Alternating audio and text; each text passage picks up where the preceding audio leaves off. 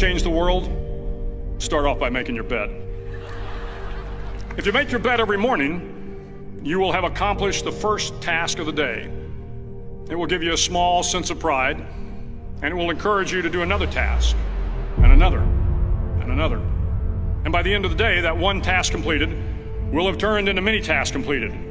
Making your bed will also reinforce the fact that the little things in life matter. If you can't do the little things right, you'll never be able to do the big things right. And if by chance you have a miserable day, you will come home to a bed that is made, that you made. And a made bed gives you encouragement that tomorrow will be better. To pass SEAL training, there are a series of long swims that must be completed. One is the night swim. Before the swim, the instructors joyfully brief the students on all the species of sharks that inhabit the waters off San Clemente. They assure you, however, that no student has ever been eaten by a shark, at least not that they can remember.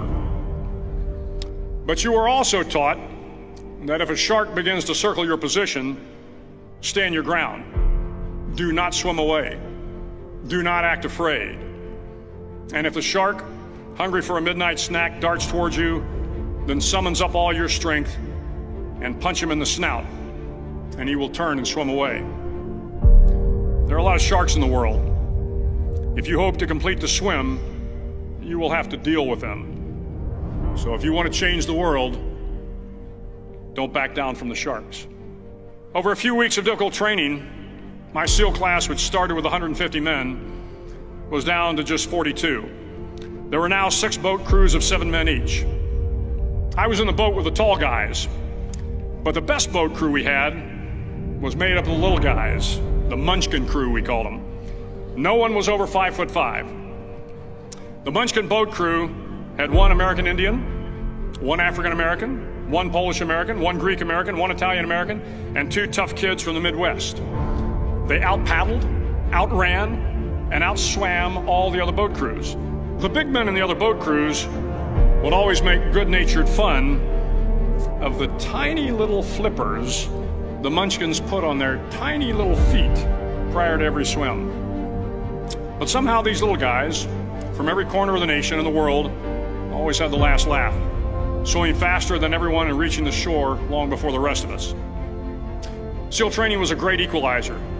Nothing mattered but your will to succeed, not your color, not your ethnic background, not your education, not your social status. If you want to change the world, measure a person by the size of their heart, not by the size of their flippers. The 9th week of training is referred to as Hell Week. It is 6 days of no sleep, constant physical and mental harassment, and 1 special day at the Mud Flats. The Mud Flats are an area between San Diego and Tijuana where the water runs off and creates the Tijuana Sloughs, a swampy patch of terrain where the mud will engulf you. It is on Wednesday of Hell Week that you paddle down to the Mud Flats and spend the next 15 hours trying to survive this freezing cold, the howling wind, and the incessant pressure to quit from the instructors.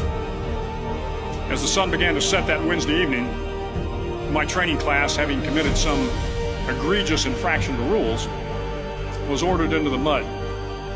The mud consumed each man till there was nothing visible but our heads. The instructors told us we could leave the mud if only 5 men would quit. Only 5 men, just 5 men, and we could get out of the oppressive cold. Looking around the mud flat, it was apparent that some students were about to give up. It was still over 8 hours till the sun came up. 8 more hours of bone-chilling cold. The chattering teeth and the shivering moans of the trainees were so loud, it was hard to hear anything. And then one voice began to echo through the night. One voice raised in song. The song was terribly out of tune, but sung with great enthusiasm. One voice became 2, and 2 became 3, and before long, everyone in the class was singing. The instructors threatened us with more time in the mud if we kept up the singing, but the singing persisted, and somehow the mud seemed a little warmer, and the wind a little tamer, and the dawn not so far away. If I have learned anything in my time traveling the world, it is the power of hope. The power of one person, a Washington, a Lincoln, King, Mandela, and even a young girl from Pakistan, Malala. One person can change the world by giving people hope. So if you want to change the world, start each day with a task completed. Find someone to help you through life. Respect everyone. Know that life is not fair and that you will fail often. But if you take some risks, step up when the times are the toughest, face down the bullies, lift up the downtrodden, and never ever give up. If you do these things, the next generation and the generations that follow will live in a world far better than the one we have today. And what started here will indeed have changed the world for the better.